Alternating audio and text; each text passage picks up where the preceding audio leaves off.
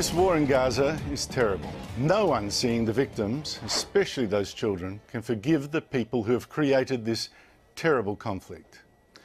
The accidental bombing of one shelter this week killed another 20 people, and a UN official broke down trying to explain it. The rights of Palestinians, even their children, are wholesale denied, and it's appalling.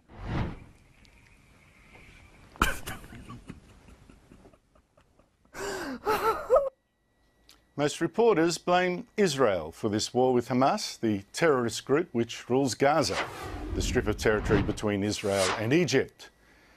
But in fact, Hamas has broken all 4 ceasefires negotiated so far. See, Hamas wants this war, and it wants dead civilians to show the world, which is why it broadcasts orders to civilians to ignore Israeli army leaflets warning them to move away from homes from where Hamas deliberately chooses to fire its missiles. يتعرض الناس وأن يواجهوا الطيران العسكري الإسرائيلي بصدور عارية ليحموا بيوتهم. أعتقد أن هذه سياسة أثبتت نجاعتها، ونحن في الحركة ندعو شعبنا إلى اعتماد هذه السياسة.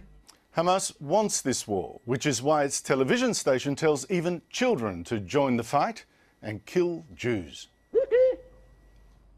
طيب على العموم يا روان أنا بقول له يمسك حجر ولما يجي اليهود عنده يمسكوه وبوم. ليش حابة تصيري شرطية؟ إن شاء الله لما تكبري. لأن طخ اليهود. كلهم؟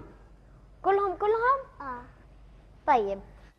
Here's the bottom line. If Israel does nothing, the missiles will keep coming. If it strikes back, it's accused of war crimes.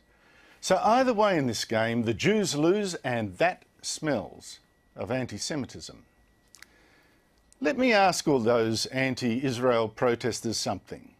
If you're so upset that 1,500 Muslims have died in this war, why have you said nothing about the 170,000 Muslims who have died so far in Syria's civil war, including the dozens decapitated in the past fortnight? Why have you said nothing about the Islamic State jihadists shooting hundreds of unarmed Iraqis just the other day? If you're really so worried about violence against children, why haven't you protested against Boko Haram, who this year cut the throats of schoolboys and made slaves of nearly 300 girls? Why is Israel the great evil, when Muslims are killing thousands more Muslims in wars in Pakistan, Afghanistan, Somalia, Libya, Yemen, Iraq, Syria? Is it that those Jews won't just lie down and die?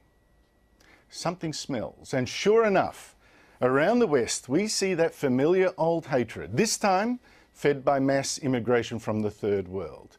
In France this month, Arab rioters looted and burned Jewish shops and attacked synagogues, as well as the police trying to protect them. In Germany this month, 2 men wearing Jewish yarmulkes were attacked. Protesters shouted anti-Semitic slogans, and a Berlin imam preached death. اللهم عليك باليهود الصهاينة فإنهم لا يعجزون أحصهم عددا واقتلهم بلدا ولا تغادر منهم أحدا. In Austria, Israeli soccer players playing a so-called friendly match were kicked by pro-Palestinian protesters. And in Brussels, 4 Jews were gunned down earlier this year by, allegedly, a French Muslim. Even in Sydney, protesters flew the black flags of jihad and yellow flags of the Hezbollah terrorist group, and one abused a Jewish reporter. Shame on you! Shame on you, you're Jewish! You are Jewish! Shame on you! In Sydney's Lakemba just a week ago, Muslim protesters called for jihad to help Gaza.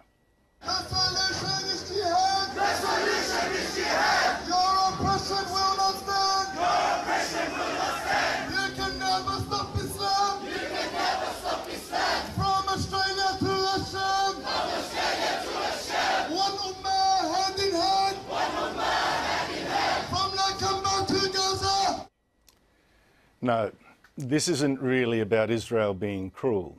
This is about Jews daring to protect themselves and their country. And if, God forbid, they lose, do you really think the war stops there?